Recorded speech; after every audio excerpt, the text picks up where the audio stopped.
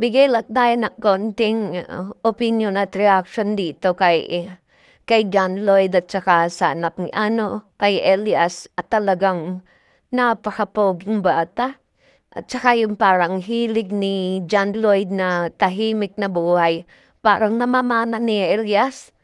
Mamaya panoorin niyo po yung mga pahayag ni Elias at talagang parang kuwang-kuha niya ang ugali ng kanyang papa.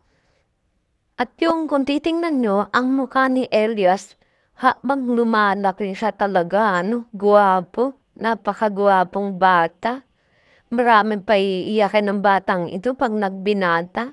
Talagang yung kulay niya nakuha sa kanyang mama, makinis, maputi.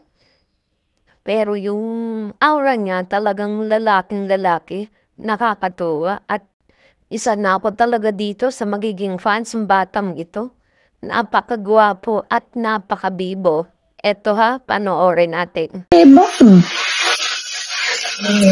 Tatay. I wasn't thinking.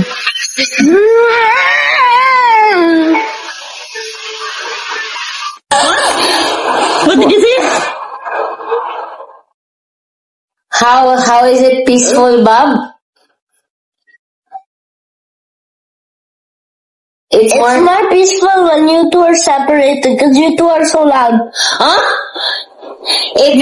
No, what did you say earlier, ba? It's more peaceful without talking? Yeah. You don't like someone talking to you? Pagkaliwat. Liwat ni mo, day. So you don't like it when people are noisy and talking a lot?